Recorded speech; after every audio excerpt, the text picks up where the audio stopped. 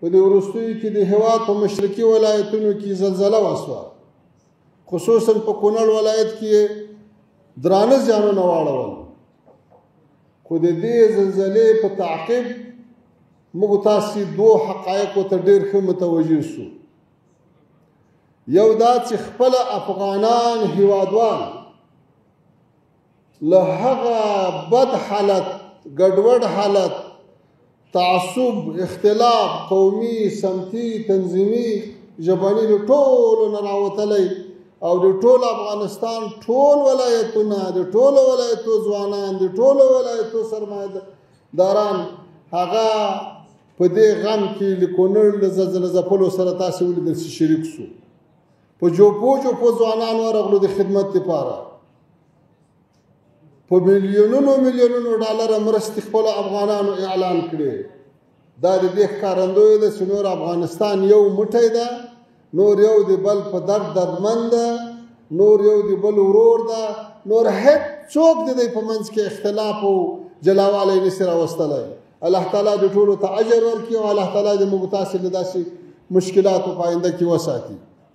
دوم اړخ چې موږ تاسې ورته متوجه شو هغه دا ده چې د نړۍ له بېلابېلو برخو، له شرقه تر غربه، له شماله تر جنوبه، ټولو هېوادونو له افغانستان سره، د افغانستان له حکومت سره، د افغانستان له ولس سره نه تنها په دې درانه غم کې غم شریکي ښکاره کړه، بلکې عملاً یې مرستې راولېږلې.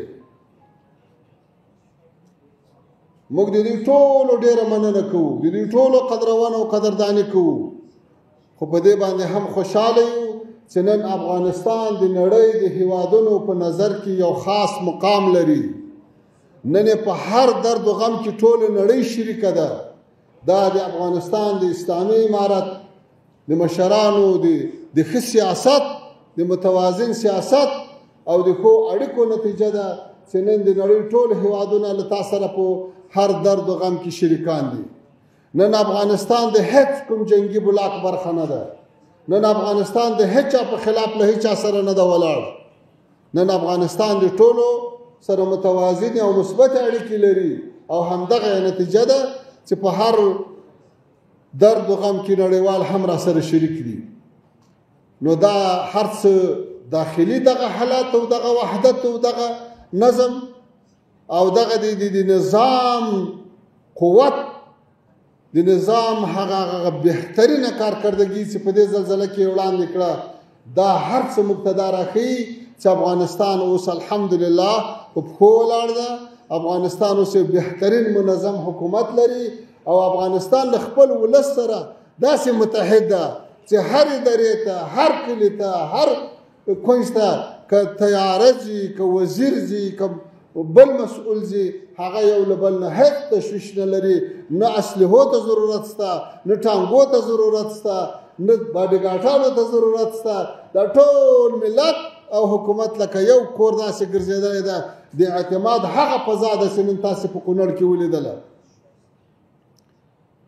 دا نړیوالو ته هم دا ورښیي چې افغانستان اوس یو جوړ افغانستان ده، د پرمختګ په لور روان افغانستان ده، له مشکلاتو خلاص شوی افغانستان ده، امنیتي مشکل نه لري، د مخدره موادو مشکل نه لري، مختلفې ډلې ټپلې نشته.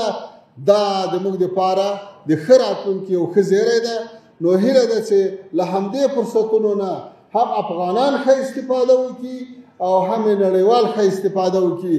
او لکه څنګه چې دا بهیر په خورا چټکۍ سره روان ده، د موږ تاسې د صنعت په برخه کې، د تجارت په برخه کې، د تعمیراتو په برخه کې، د ښارونو او د کورونو د جوړولو د پراختیا په برخه کې چې په کوم سرعت کار روان ده، دا د موږ لپاره د ښه راتلونکي زیری ده.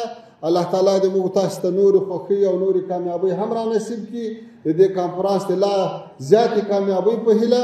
واخر دعوانا ان الحمد لله رب العالمین.